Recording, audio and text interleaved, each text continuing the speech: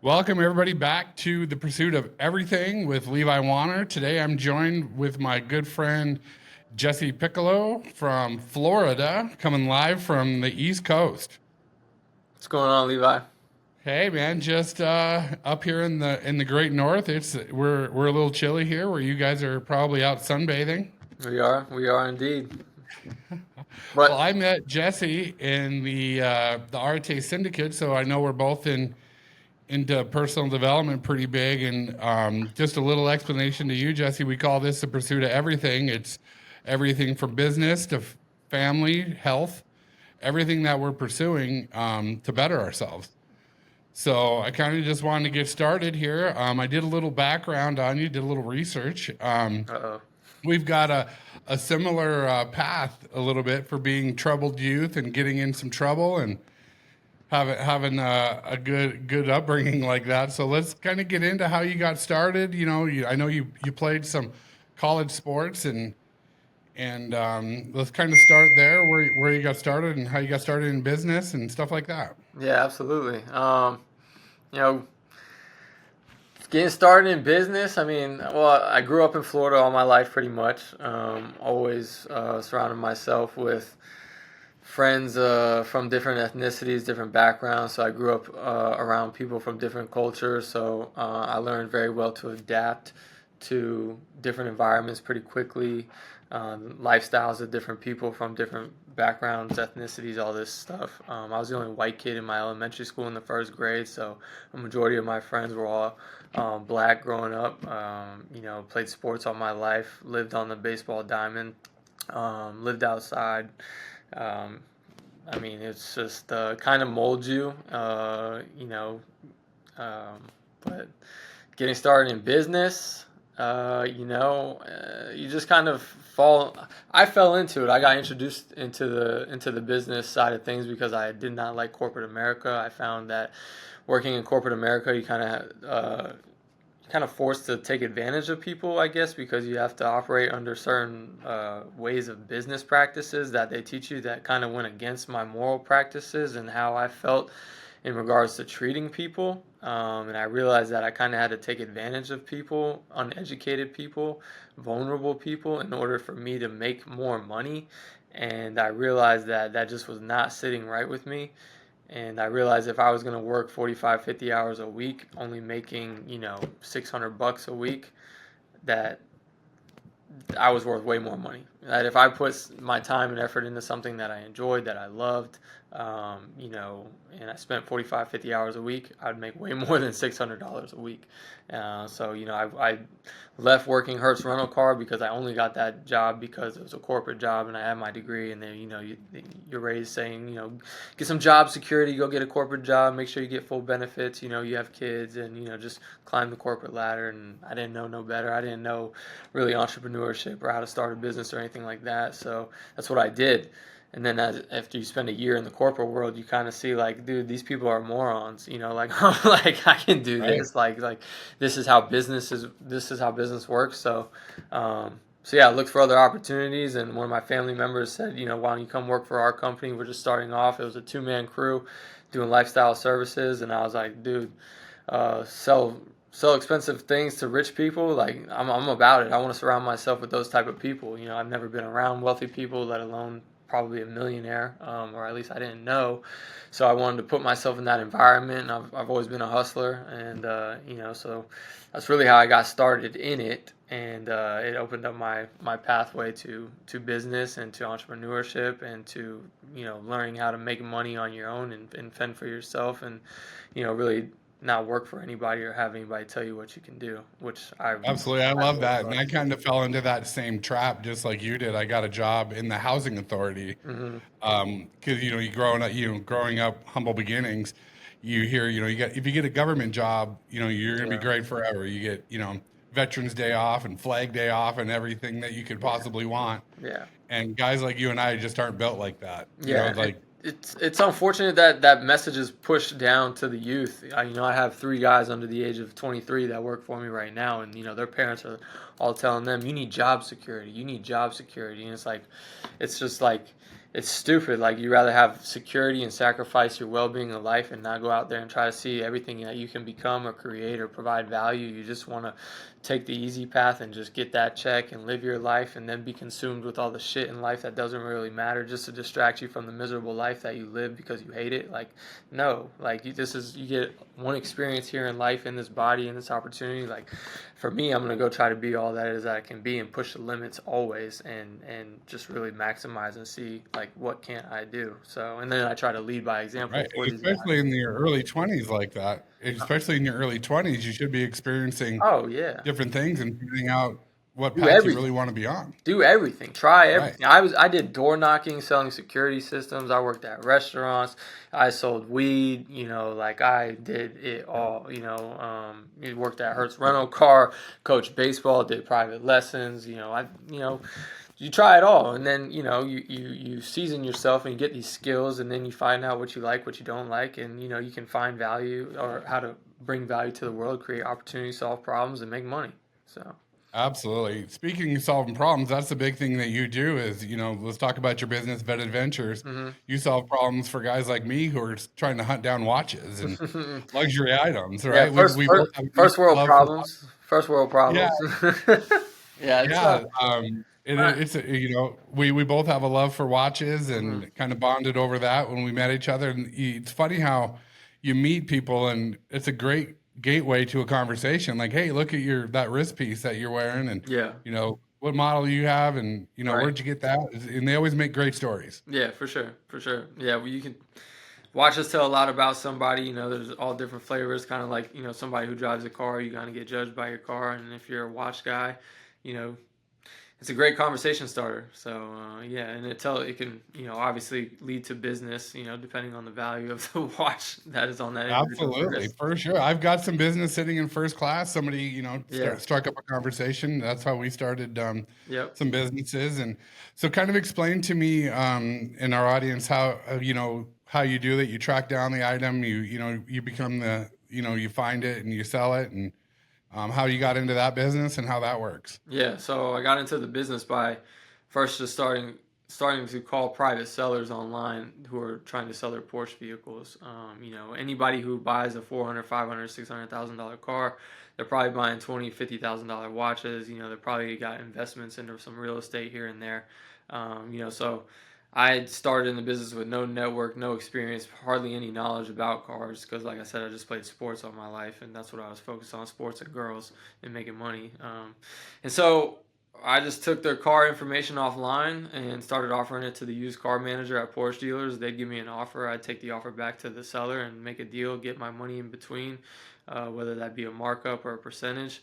And then from there, I just continue to do the same process over and over again. And next thing you know, I have relationships with Porsche dealers, and I have like 5, 6 clients, and then they're referring me to other friends of theirs, and then they're asking me to find them more cars. And then from there, you go to car auctions and you just network and just hustle, hustle, hustle. The more people you talk to, the more opportunity you create.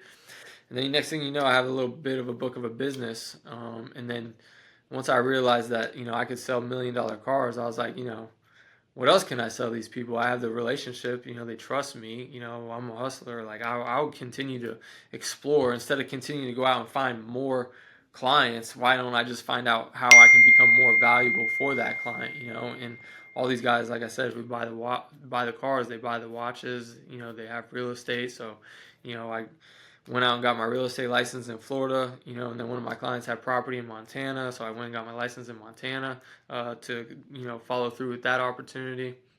Want to get into the Jets, and it's just all relationship based, and I lean on my network and I lean on my clients to provide me the opportunity and to fulfill me with the request, and then I just take opportunity to request and keep it connected. Sorry, that's my Oh, you're business good. thing. You're Yeah. good. Someone's looking for a watch. Yeah, if somebody's looking for a watch, then I'll reach out to all my clients who are watch enthusiasts, collectors. Or really, I have one client who's just a whale in the watch industry. I mean, his network reaches all the way across the entire globe. So I literally just come to him, and they have to be 100% serious about wanting the watch. Like, if they're not, because as soon as he raises his hand for the watch, it's his money on the line and he's buying the watch, because if you don't buy the watch after you raise your hand, like that's how you get kicked out of like this exclusive group. So pretty much any watch on the secondary market, I just go straight to him and he can supply it, no problem. And then obviously you just got to kind of work on the numbers, but yeah, so.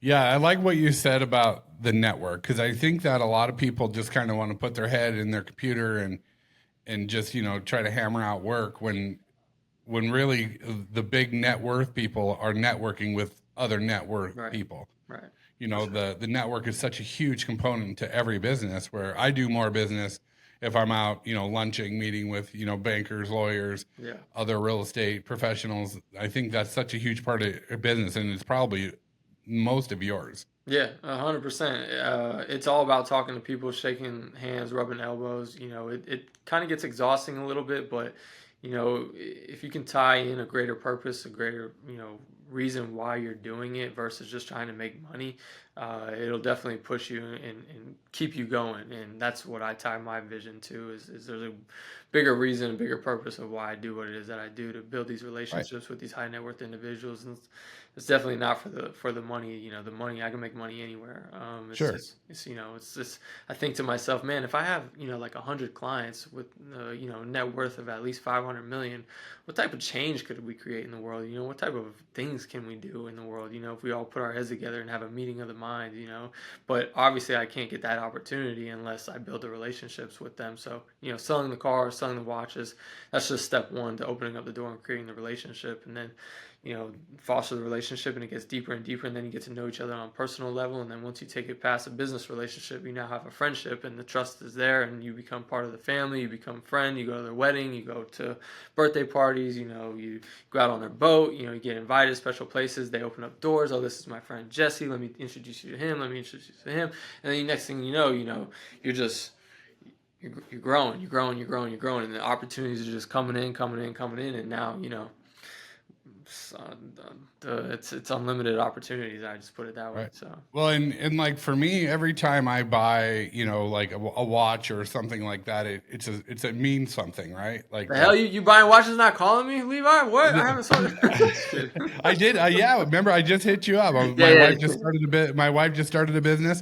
and yep, I want to buy her a watch to celebrate it. So like that means something to me. And like my lifelong goal was the Tony Soprano Gold Day, yeah, and yeah, I got it. And it yeah. was Right. to me those are just the people look at them and they're just luxury items, but they mean something to people, and you're creating that Yeah. that that moment for them, and that to me that's a huge thing. Yeah, I like being the reason why somebody gets what it is that they want. I like giving, let me get the ball, give me the opportunity, let me show you I can come through for you. Obviously I'm not gonna bat 1,000, but I will give it my best effort. But if I can deliver you that special piece for your wife, or help you find that rare car that you want for your collection, and you're just like, damn, you found it, that's awesome. That makes me feel good. Right. That makes me feel good. Absolutely. So That first year when you were kind of getting started, because a lot of our listeners are just getting started in their path, and just trying to get that traction going, because we know how hard it is getting started. That first year, your growth path and the hurdles that you kind of went through. We talk a lot about imposter syndrome, because when you grow up and you come from not having a lot, and then there's ups and downs. Some days is a win, some most days are losses. Like, how did you deal with getting through that first year, or probably five, when you're getting rolling? Well, I think the difference between those who persevere and those who don't, I think those who persevere really don't have a choice. They don't have a choice. They have to. Their backs up against the wall. They don't have anywhere to go but forward. And those who don't persevere, they feel as if they have a choice. There's some form of safety net there behind them, that if Right. they do go and take the risk and try to start their own business and it gets a little uncomfortable, they get a little scared, they don't want to get out of that comfort zone, they know that they have a pillow somewhere that they can fall back on and land softly, whether that be a corporate job, or dad can give you a job within his company, wherever the case may be. There's money in the bank for you. Whatever the case. That wasn't the case for me. I had nowhere to go. Dead broke, in debt, two kids. Like but I gotta go. I gotta hustle. And then you tie that in with somebody like myself who has such a competitive spirit and nature. When I see other people out here that can be successful, that can make that money, that can do what it is that they do, it's like, dude. Like if you can do it, I can do it. If I choose to put my time and my effort and step into that arena and I go all in, I will be successful. And that's just a mindset that I've carried that's stemmed over from playing, 18 years of baseball in my life and towing the diamond and looking at the opponent and saying, you think you're going to beat me today? Well, you're fucking wrong. You know what I'm saying? So Right. like, and it's not personal. It's a competitive spirit within myself. And, for anybody getting going, you have to put yourself in uncomfortable positions constantly, and you're only going to be able to do that if you wake up every day and do hard shit. And if you want courage, which you need courage to take these risks, then you have to persevere and do hard shit. And the more you do that, the more courage you're going to get built up, which is going to build up your confidence, your self-esteem. And then once you get a little success and you realize it's not so scary, you're just talking with people and you're just navigating the unknown. You're going to learn it. And then, within 30 days, you realize how much progress you've made. And it's just like, wow, you start to build a little confidence. You're like, I can do this. And then it becomes fun because the fun becomes a challenge, and I think us as human beings, when we're challenged and we overcome the challenge, we meet a new version of ourselves, and that feels really good, So, it's like I told these guys here who are 22 working for me, I said, it's not the money, that it's not about the money and success. It's about the individual you become in the pursuit of success. The individual Right. that I Once am. your bills are paid, once Yeah, your basic yeah, daily yeah. Like, livings. yeah, you could go. You could probably go out right now and buy plane or this watch or that. It's not about that. To me, it's about who I'm becoming, and the individual that I'm creating. Because as I step into society each and every day, you know, I do feel as if I am a leader, but I do want to be a light in the world. So when people look at me and they're like, "Who are you? What do you do?" Here I am. This is who I am because this is all the shit that I've gone through in my life. These are all the things that I've overcome, and this is the success that I've had. But the shit just didn't fall on my lap. I had to forge that. So the person I am today is way different than in 2017 when I first got started. I can carry myself with more confidence. I can speak with more authority. So yeah, it's just Yeah. I love The that. other thing I think that new entrepreneurs don't understand is that the stresses never go away. They think, oh, I just got to get over this hurdle and it's Yeah, going to go away, right? Stress is kind of a muscle that you have to just keep working. The numbers just get bigger. yeah, It's the same stress as if you can't pay your mortgage, or like in my case, I've got 30 houses going. So it's just a muscle that you have to work, and it gets bigger as you're longer in business. for sure, for sure. Yeah, it's like Andy said, if you can just accept the path and commit to the path, and realize that that's what it's gonna be, then Right. you'll just go, and say, well, it's supposed to be like this. It's not supposed to be easy, so I must be doing something right. Right. And then you get a little taste of success as you go. So, yeah, And it's I think growing up, because we both grew up athletes, and in that process of being an athlete, especially in baseball, where if you hit 300, you're a Hall of Famer, right? You're gonna have some strikeouts. You're not gonna yeah, get on base every time, yeah, right? You're yeah, not gonna get every sale. for sure. So I really like the fact a lot of the high driven, high success people that I talk to, did grow up athletes, Yeah, and they have that work ethic that, and once they get knocked down, they're going to get back up. yeah. You have to in business, and again for those who are just starting off, if you come from a sports background, you have a team. In business, most of the time you're kind of starting off on your own, and then your team kind of builds as you grow, and you realize the other resources and people that you need to add in order to make your business grow. But in the beginning, you're taking that leap of faith on your own, especially if you're the one opening up the LLC. And so you need to be your biggest supporter. You need to be your biggest cheerleader. You need to be your biggest advocate. And if you live with inside the emotions of fear and doubt, you're going to cripple yourself. So every day when you wake up, you realize that you're stepping into the unknown. You've got to talk yourself up. Like, this is a fucking game. Like, you're going to war. Like, this is, you versus you, because the mental thoughts of fear and doubt, they're right there at the surface. We all know that because you're taking a leap of faith.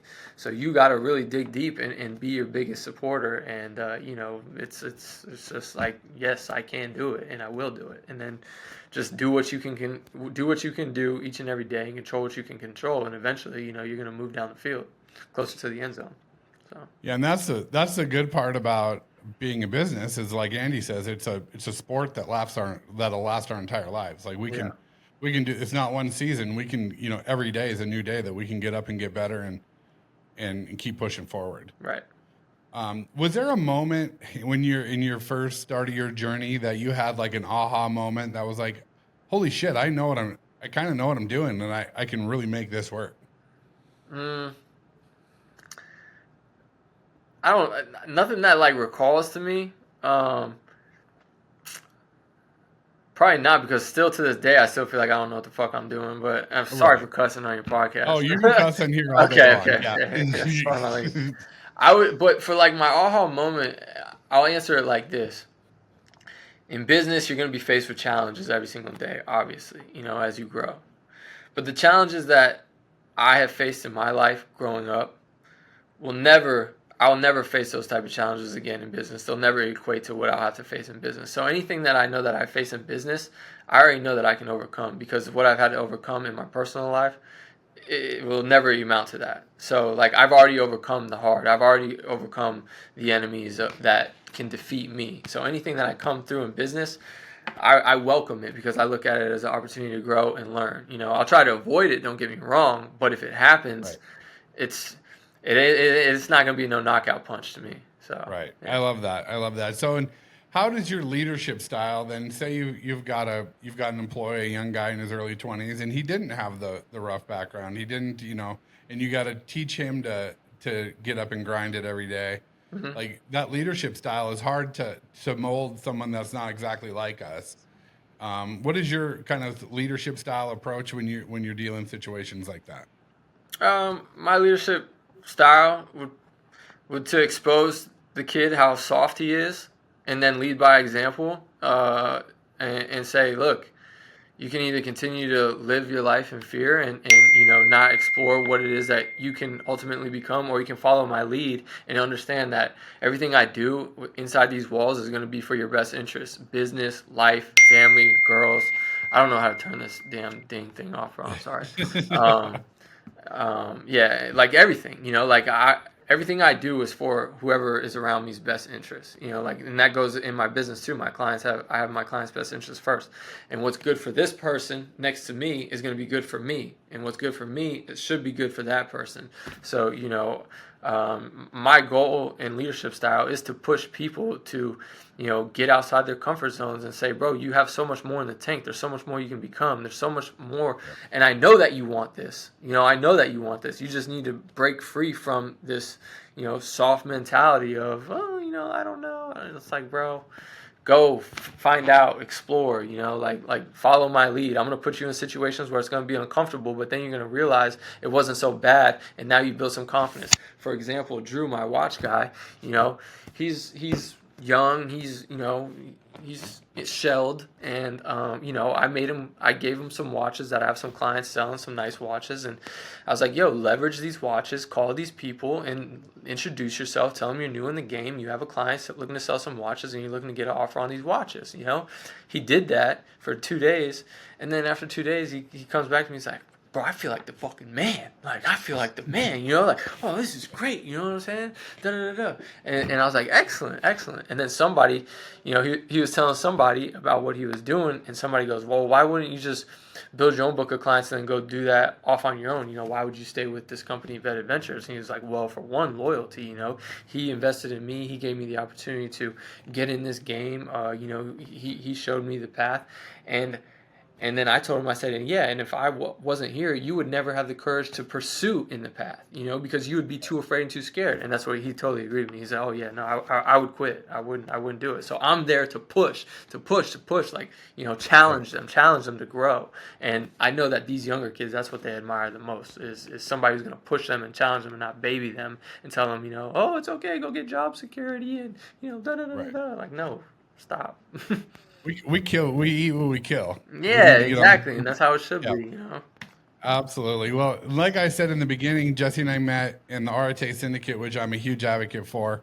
And I know that Jesse's big in personal development For sure. in all areas of his life.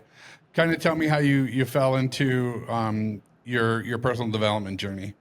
Um, yeah, great question. I love the personal development thing, and I really fell into it because I realized how undeveloped I was and how brainwashed I was and how ass backwards I was living, which was everything to be like a detriment to my spirit and to my mind and to my body by polluting it. I didn't realize who I was and what this body and this machine and this mind actually was growing up. And once the light switch went off in 2011 and I realized like the whole system is out here to play you and to keep you fat, stupid, lazy, and all this shit, I went to war against that. I went to big time war against that, and I was like, hold on, they want me dumb, they want me poisoning myself, they want me killing my brain cells and distracting me. Why? Why? Like, I didn't know why.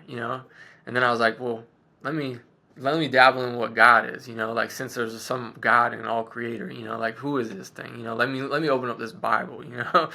And then I started just doing my own research and learning and reading the Bible, and I was like, holy shit, this is why my life's fucked up, because I'm not doing what it says in this. Like, if this is God and this is His word, like, and I'm not living like this, and man, this is why my life is like this. And so I started applying the principles of what it was talking about in the Bible, meditating, doing my own research, like really, really connecting with who the individual is running this body and controlling this mind. And then I started to get a grasp on it. And then I started to become a little bit powerful, and my thoughts began to manifest. And I started to change my energy and my vibration. I was like, oh my gosh, like I'm becoming renewed like crazy right now. And then I realized, I was like, this is why they want to control you. This is why they want to manipulate you, because they don't want you to realize how powerful you are when you have like the Spirit of God dwelling in you, and you're taking your guidance and direction from a higher power, which is not the system. And I was like, oh my God, like this is what it is. So I went all in on God. I went all in on developing the best version of myself, mentally, physically, and spiritually. And when I did that, it was going great. And then I slipped up. You slip up and you fall backwards. You fall back into the traps. You fall back into the society of the people who you shouldn't be around. And as I was doing that, I realized, I could hear this voice loud and clear in my head saying, Jesse, you ain't living right. You're going to pay for this. I mean, I would hear it probably twice or three times a week for 6 months straight, because I just knew that I was being disobedient to the way of which I had already found. I had just kind of turned my back on God after already finding Him and Him helping me get out of my situation. And then He put me back in the dirt. Like, He chopped me at the knees and made me get back on my knees. And I was like, oh, you got it, God. You got it. Like, oh, you got me, bro. Like, I'm so sorry. Like, I will never turn my back on you again, And that was in 2016, and then 2017 is when I got into this business, and it's been high soaring ever since. So it's crazy. The development of the mind, body, and spirit, when you're operating that on its highest levels, you really create this mindset within inside yourself of the universe is working for you, God is working for you, and there's really nothing that you can't do. It's literally your only limiting beliefs that will hold you back and stop you. So I agree, and yeah. it's funny how when you first start, especially when you come from humble beginnings, and you make some headway, and then guys like us are like, "Oh, we made it," Mm. and then we fall back in the same traps. And for Dude, me, yeah, no, go ahead. I No, mean, sorry.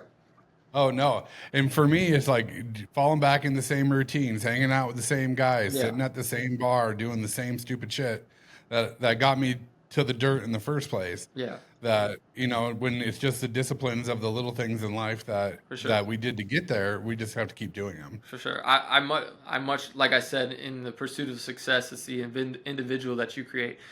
I much rather feel like how I feel right now, which is the leader of the pack, standing at the front of the enemy lines, and having people behind me saying, like, trust me, follow me, like, I'll lead the way, and I'll set the tone, and I'll be the example in, fitness, in spirituality, in business, in family, and all this stuff, you know what I'm saying? Because it is so, in this day and age, it's so uncommon for somebody to be hitting on all points in their life like that. And to me, I just want to be the example for other people to say like, bro, if I can do it and you can do it, the shit that I've had to overcome, like I could have easily, went a different route, but I didn't. And I do give a lot of credit to God and the spiritual, renewance within inside of me to formulate this mindset and this belief.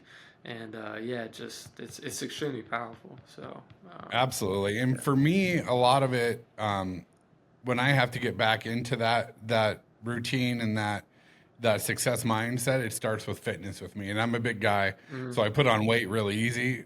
But once I get that fitness dialed in, I know you're big into fitness. Even before this podcast, I'm like, okay, I got to get my mind right. So I just went and took like a 20-minute walk, Yeah, just get some endorphins going. for sure. Um, and I know that fitness is a big part of your life as well.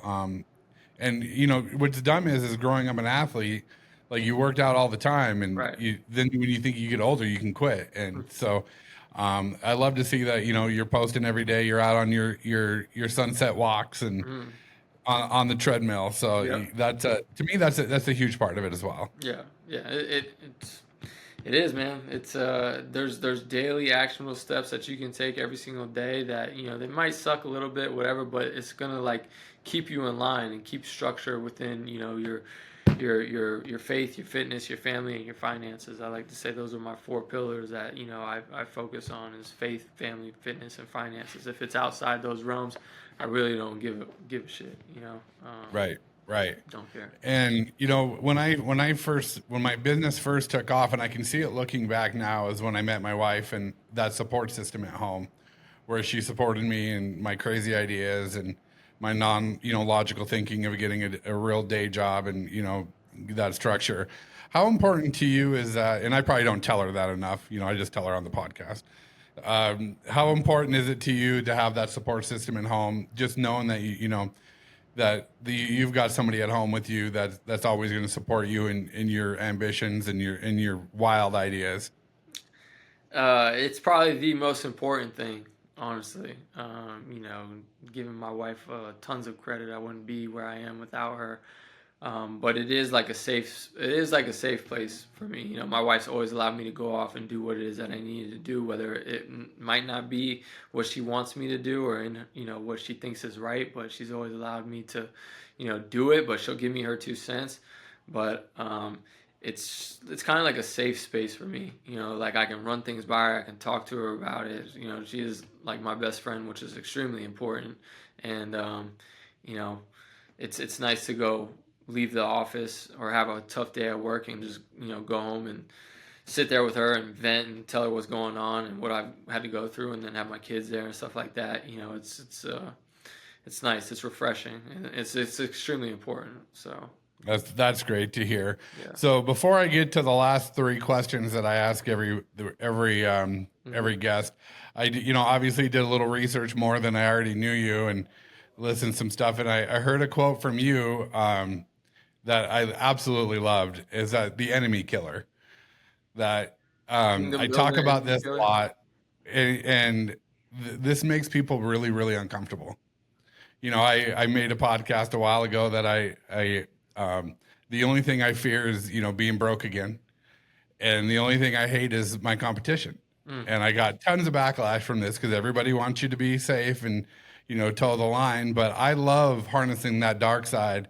And when I heard you say that, you got to be the enemy killer, whether it's, your competition or, your lack of, wanting to get up in the morning and work out. There's always an enemy, and you got to go after it with that killer 100%. instinct. Yeah, no, the ruthless mentality against the enemy, because it's dude, I have an inner killer in me, a deep inner killer. But I use that dark side energy, you want to call it, against everything that's going to stand in my way to slow me down and take me off the path of where I know I want to go. And that's not going to hurt anybody or anything like that, but I know Right. that the only enemies that stand in my way are the ones that face me in the mirror. It's me. It's only me. There's nobody out here that's afflicting harm on me. There's nobody out here trying to stab me or shoot me or rob me or steal my car or anything like that. No, it's when you realize that you are your biggest enemy and you need to go to war on the thoughts and the actions and the habits that stop you from creating the individual that you want, dude, you will become unstoppable. I truly believe you will become everything it is that God had intended for you to become, and that is when you won't seek, you'll earn the favor of God. Like we all have God's favor, but it's a real relationship, and when you put in the work and you dedicate yourself to becoming the best version of yourself, and you tap in, like, dude, and you kill those enemies, like, you need power in order to do that. Like, the alarm goes off at 5 a.m., snooze, like, you said when you set that alarm the night before, you were gonna do it. Like, you were gonna get up at 5 a.m. What the fuck happened? You have a lack of power. Some call it discipline. Sure, it's discipline, but you need power. You need self-power, and that's where God comes in. In the Bible it says God's kingdom does not come in word, but it comes in power. So we as human beings need to harness some type of internal power by tapping into a power so that we can overcome these things, these entities, these emotions that stop us from going to where we want to go and becoming who we want to be. So like when you have I that love it. awareness of like, well, why the fuck? I said last night I wanted to wake up at 5 a.m., but then this morning I didn't. Like, who's in control there? Is it the one from last night or is it the one from this morning? Like there's two versions of you. Well, you need to become one version, Yep. and you need to harness the power in order to let that version explode. So Absolutely. We all have that, want to lay in bed a little longer, but you just got to be like, I for like how you sure. said the For power, sure, right? there needs to be You- accountability, and it's extremely. I say the person that we let down the most is obviously ourselves, But once you can hold yourself accountable to a high level, you become extremely self disciplined and powerful. So Absolutely. yeah. All right. Well, let's get into these questions. Mhm. What is the worst advice that you got when you started in business? When you asked me that, I was like, damn, I was trying to think on it. I didn't have too long to dwell on it, but the worst advice that I got, um, I would probably I just probably should say, have gave them to you earlier. huh? I should have gave them to you a day earlier. No, no, My no, bad. it's fine. Like honestly, dude, I don't know if I ever received bad advice, like directly. I probably received bad advice indirectly by, somebody in a form of leadership, operating in a way that was out of line with, my morals and the way that I thought business should be done. So like somebody who, again was in a position higher than me was leading by a direction that I didn't like, which, that's happened before. To where I saw the way that they did business, I was like, do I need to do business like that? Because I feel like that's not right. That doesn't sit well with my spirit. That doesn't sit well with me. So like, that would probably be like the advice is, pay attention to, the people in front of you and higher ups, and are they operating on business, immorally, that doesn't sit right with you. And if it doesn't sit right with you, then you should probably like get out of there or address the situation and let them know that you don't agree with it. I really like that because there are a lot of people that will take the shortcuts in business Yeah, to try to get ahead. right. When when you're trying to have a long-term success, treating people, the right way always, Yeah, even though it's probably not the most profitable, is the only way to do it. right, right. Exactly. Yeah. All right, so let's switch to the best advice. The best advice. The best advice has got to just be honesty, and I'm sure it's been told by. I have clients obviously that are extremely successful, and I love the fact that I have relationships with them because I want to lean on their advice so that I can grow and become more successful, because they've been through it. But I think the best advice would just be that if you find yourself in a situation where you have to deliver bad news and it's not going to be good, with your customer or with your client, just be honest, just be transparent. Just tell it how it is, even if it's a bad look on you, even if it wasn't your fault, whatever the case may be.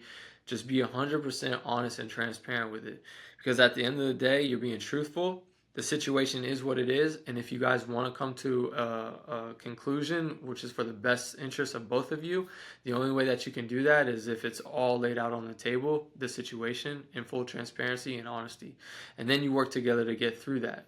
Because if you lie, and you try to sugarcoat it and it comes back, you just look stupid and you look bad.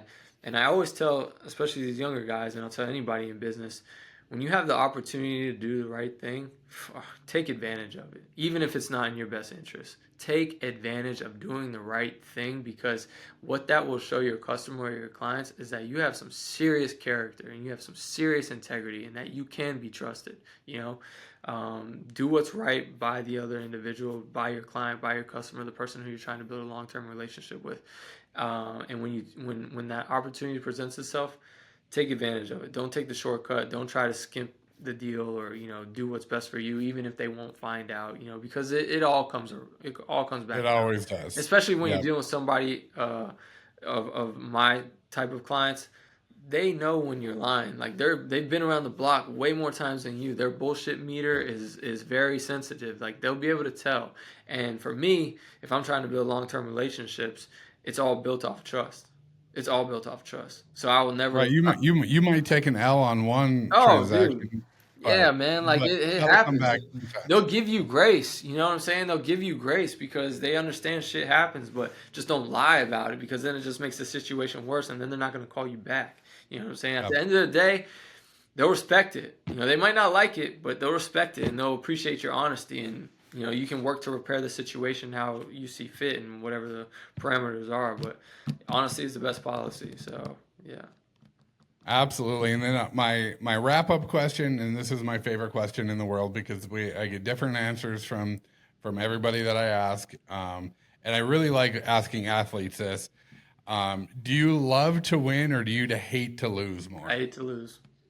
I hate to lose. And I'm exactly the same See way. that? See what this says right there? I love that. Fuck I love that. losing. I hate Yeah. losing way more than I love winning. Winning Oh. is, to me, winning is really like, it's not like expected, but like I want to win. I definitely don't want to lose. Like I dislike losing. So yeah, I hate to lose more than I like to win, for sure. Great question. Winning is the standard, right? Yeah, Winning is yeah. the- What do I wake up out of bed for? Like to just be mediocre, to be average. Like my baseball coach in the ninth grade, he asked me after we lost a game. He's like, Piccolo, he's like, do you just want to be mediocre all your life? I looked around. I didn't know what the fuck mediocre meant. Had to Google it. So they go, means average. And I was like, oh, no, definitely not, sir. No, sir, So I was like, even on the drive to school today, I was telling my girls, I was like, the word of the day today is win. It's win. I was like, so just get them amped. So. I love that. I love that. So that's it, buddy. If you guys are looking for watches or high-end cars, look up Jesse Piccolo at Vet Adventures. You can find me at Levi Warner on Instagram. Jesse, where can they find you? You do vetted_ventures, or my personal page is at Piccolo Place. So. All right, man. I really appreciate you spending some time with us. Yeah, appreciate it, Levi. If we will chat with you soon. Thanks, man. Sounds good, brother. Thanks.